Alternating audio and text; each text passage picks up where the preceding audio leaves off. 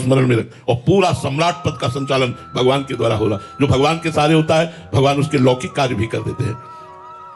एक प्रसंग आता है जयमल जी का कि उन्होंने नियम लिया था 10 घड़ी 4 घंटे 4 घंटे का नियम लिया था कि जब हम ठाकुर सेवा में जाएंगे, अगर उस समय कोई हमारे ठाकुर सेवा में आकर हमसे बात करेगा तो उसकी गर्दन उड़ा दी जाएगी।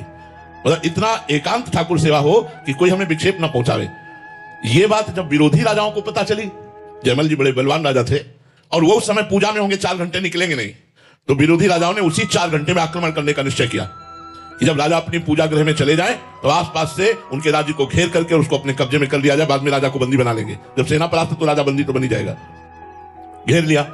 गुप्तचरों ने तुरंत सूचना दी कि नगर को घेरा जा रहा है, चारों तरफ से आक्रमणकारी सेना आक्रमण के लिए उतारू है। आदेश मिले तो हम उनके साथ युद्ध करें। बिना राजा के आदेश के युद्ध कैसे हो सकता है? अब सेनापति परेशान, सब परेशान कि जो जाएगा पहला होगा कि उसकी गर्दन उतार दी जाएगी। अब उन्होंने अपनी परेशानी राजमाता से कही कि शायद है कि आपके ऊपर वो क्रोध ना करेंगे, आप माता हैं, आप जाकर केवल इतना आदेश ले आइए कि हाँ आक्रमण करो, बस फिर हम देख लेंगे। फिर तो बलवान सेना थी, वो वहां गई। तो इतनी तन्मयता से ठाकुर सेवा में लगे थे कि उनकी हिम्मत नहीं पड़ रही थी कुछ कहे। काफी समय व्यतीत होने के बाद कहा बेटा, तो उन्होंने पीछे मुड़कर देखा, कहा बेटा इस समय आना नहीं चाहिए, पर राज्य संकट में है। इस समय आक्रमणकारियों ने चारों तरफ से पूरी राज्य को घेर लिया है। अगर आप केवल आज्ञा दे दें युद्ध की तो राज्य सेनापति कहते हैं कि हम संभाल लेंगे। तो उनका सब भगवान अच्छा करते हैं। जिनका राज्य है वही देखेंगे, आप जाओ यहां से। ना तो ये कहा युद्ध करो, ना कोई, बस यही कहा कि जिनका राज्य है वही देखेंगे, वही भगवान देखेंगे, चलो जाओ आप। 4 घंटे के बाद सेवा की, प्रणाम किया ठाकुर जी को, बाहर निकले और कहा आक्रमणकारी कहां है? तो उन्होंने कहा कि उसके बाद कोई आक्रमण की आवाज नहीं आई, कोई सूचना नहीं आई, कोई बात नहीं आई। हम लोग तैनात खड़े हैं, हमारे पास तक कोई नहीं आया। उनका मेरा घोड़ा तैयार किया जाए, मैं अभी देखता हूं। तो घोड़ा गए तो पसीना से लथपथ था घोड़ा। अरे ये तो ऐसा लग रहा है जैसे युद्ध करके आ रहा हो, इतना थकित श्रमित, पसीना से लथपथ। जो ही छुआ तो रोमांच हो गया। बोले इतना आनंद तो मैंने कभी नहीं पाया अपने घोड़े को स्पर्श में, ये क्या बात है? चलो इसको छोड़ो, दूसरा घोड़ा लाओ।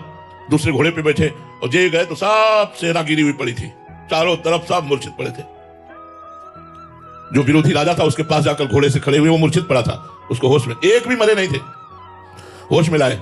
तो कहा हाँ, तो रो के चरणों में गिर गया। बोले बस एक बार दिखा दो, वो जो आपका सेनापति आया था, एक बार उसे दिखा दो। विरोध तो जिंदगी में करूंगा नहीं, बस एक बार देखना चाहता हूं आपके सेनापति को। तो मेरा सेनापति तो आया ही नहीं यहां तक। बोले नहीं, उसकी तिरछी चितवन मंद मुस्कान और एक बाण ने सबको मूर्छित कर दिया, एक बार बुला दो। तो उन्होंने कहा वो और कोई नहीं हो सकते, वो मेरे भगवान हो सकते हैं। आए और घोड़े की आरती की अपने, और प्रणाम किया घोड़े को कि आराधना करते तो मुझे इतना समय हो गया, भगवान ने साक्षात दर्शन नहीं दिए, बस तेरा सौभाग्य कि भगवान तेरी पीठ पर सवार हुए। देखा, भगवान ने रक्षा करी। जो भगवान के पूर्ण आश्रित होता है उसकी रक्षा भगवान करते हैं, भरण पोषण भगवान करते हैं। भगवान ने गीता जी में वचन दिया है, अनन्य चिंतयन्तो माम ये जनाः परिपासते तेषां नित्याभियुक्तानां योगक्षेमं वहाम्यहम्। मैं उसके योग और क्षेम की स्वयं रक्षा करूंगा। भगवान